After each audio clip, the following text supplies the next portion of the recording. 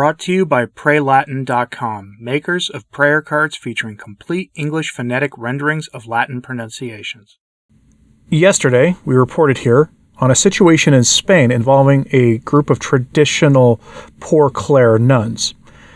They had, over a real estate dispute, broken from their local diocese and actually declared themselves to be sedevacantists. They'd been in contact with a sedevacantist bishop and a priest who are now overseeing them.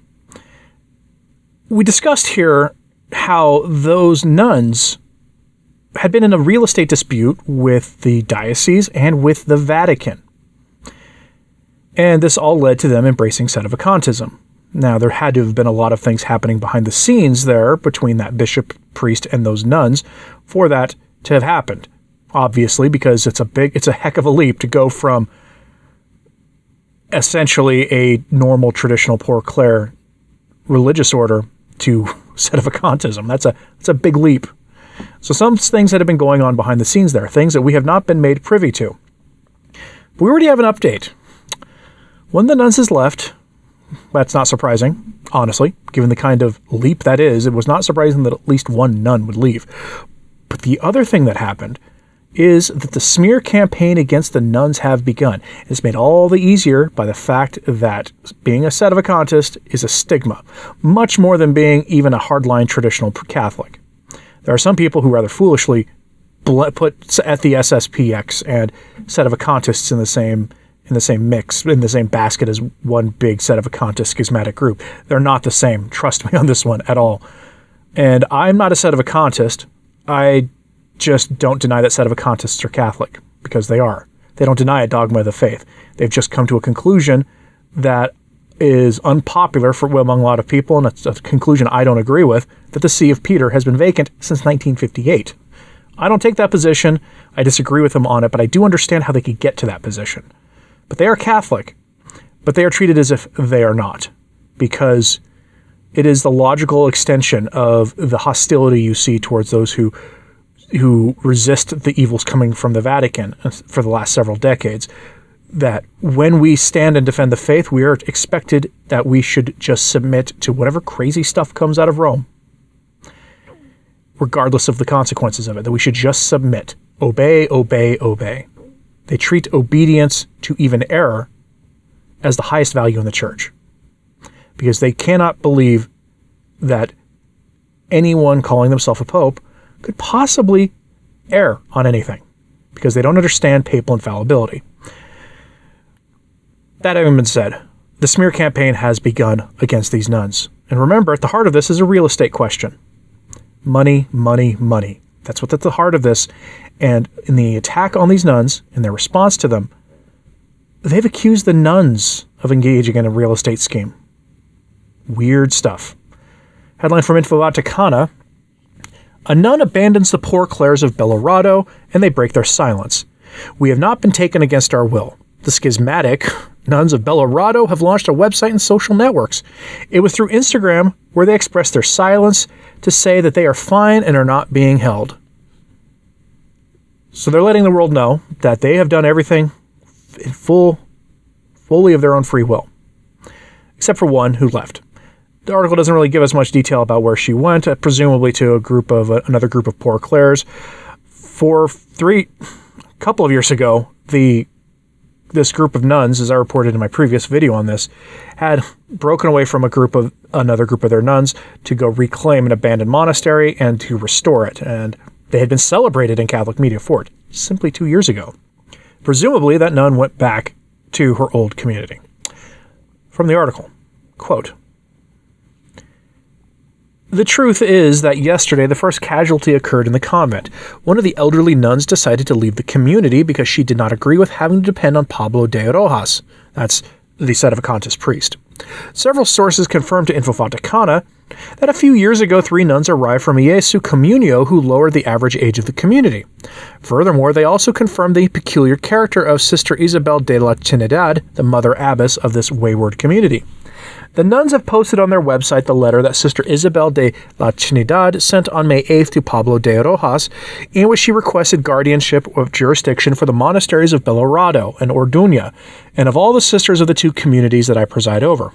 They have also begun to publicize the invalid, that's strange, masses that have been celebrated in the convent since the arrival of Jose Chiachero and Pablo de Rojas. End quote. Correction here. Sedevacantist masses are illicit, not invalid.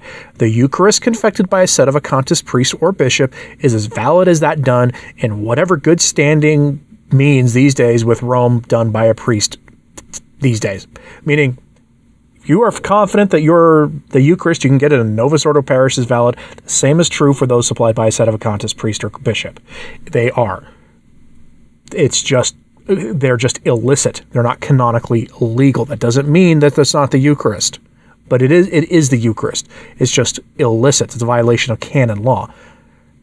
That's if you find the Code of Canon Law promulgated by Rome to be valid. Sedevacantists do not. They take the logic that the extreme circumstance the church is in today permit extraordinary means of doing things to preserve the faith. They take that to, essentially, it's one logical conclusion that you can draw from it. But what's interesting here is that an elderly nun chose to leave the Poor Clares community because the bishop was just too much of a character for her to handle. As I reported earlier, and as the article goes on to describe, the bishop in charge of this mess seems to be quite the character, flamboyant in a non-James Martin kind of flamboyancy. He seems not afraid to take advantage of the media spotlight given to him to go after the post-conciliar order of things in the Vatican.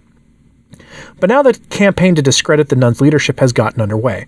This all reminds me of the story of the Arlington Carmelite nuns.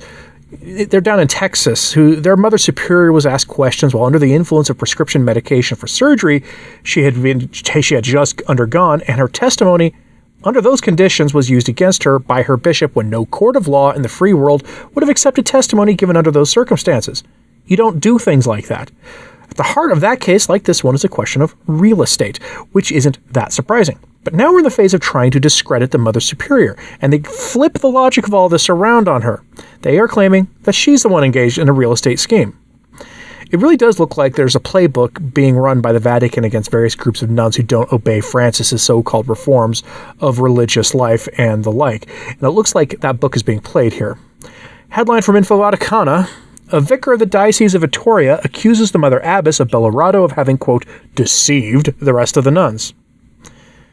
They said something similar about the Texas Carmelites as well. Again, this looks like a playbook being run against the nuns. The bishop and his staff of the local diocese have issued a statement claiming that the only real estate scheme being played here is a get-rich-quick scheme being run on behalf and by the Mother Superior, and that she has essentially fooled the nuns into believing her.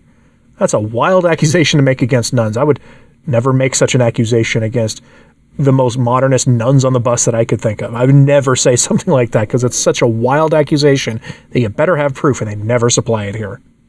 From the article, quote, everything indicates that the bishop, excommunicated by Maria Iseta, and the Mother Abbess are the two masterminds of the real estate plot that has been brewing for months behind everyone's back.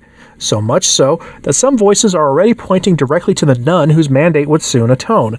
The vicar for consecrated life of the Diocese of Vittoria, Manuel Gomez Tavera, has assured that behind what happened with the Poor Clare nuns of Bellarado and Orduña, there are both economic interest and the intention of the abbess, Sister Isabel, to, quote, perpetuate herself in power for which she has deceived the rest of the sisters. Gomez Tavera has referred to the intention of these nuns to break with the Catholic Church due to their disagreement over the sale of a convent in Dario that the nuns intended to sell to buy the monastery of Orduña, in statements to Radio Euskadi collected by F. It is classified as a sect. It is not a schism. In their networks, they ask for continuous donations. They do not have many followers, and it is a small thing for a man from a well-to-do family who has a lot of money, Gomez Tavera has made clear. He has acknowledged that they are not aware of cases similar to that of the Poor Clares congregation, and that this, quote, would not be a Netflix soap opera if there were not 15 nuns, who, in his opinion, are deceived by the abbess, Sister Isabel, of which he has said that, quote, he has been trying to perpetuate himself, or rather herself, because this is a translation issue, for a long time, when she is now serving her 12-year term because she cannot be there any longer. He has them to see it as if this were persecution. It is a lie that the Archbishop of Burgos does not tell her to sell. There are many lies that the Mother Isabel tells the sisters, who believe it to be the greatest truth in the world, he concluded. Behind all this are only economic and power interests. This has given public notoriety to a man, Pablo de Rojas Sanchez Franco, that's the priest or bishop, the Sedevacantist priest or bishop, whom no one knew until yesterday, he concluded. End quote. That's wild. That's really wild. That he's saying that this is a power play by the Mother Abbess because she has served for 12 years. Her term of service is up. Guess what? She could be made Mother Abbess again. That's usually allowed. Especially if this group of nuns are following her into this Sedevacantist path, down the Sedevacantist path that they're on, they would follow her. They would probably make her Mother Abbess again. So his claim is really silly there. But it's beyond that,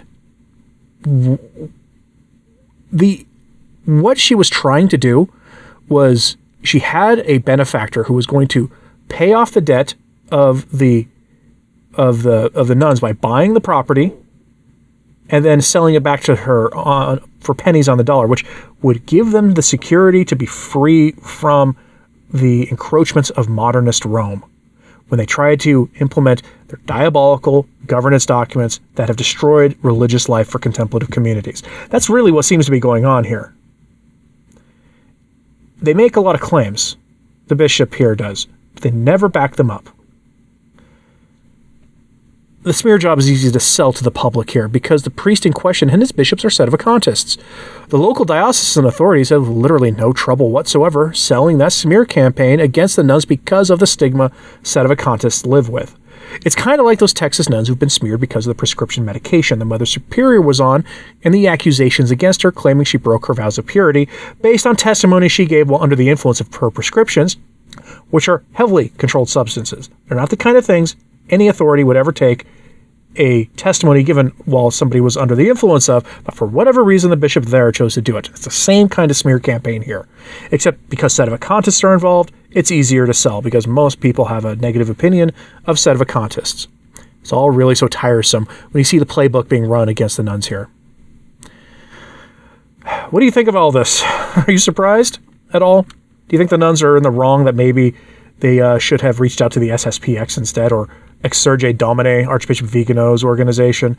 He's got priests all over Europe apparently at this point. Perhaps they should have reached out to them instead of embracing a Sedevacantist character of some kind. What do you think about this? And let me know in the comments, please. Hit like and subscribe if you haven't. It does help. So does sharing this on social media. It helps too. And as always, pray for the church. I'm Anthony Stine. Ave Maria.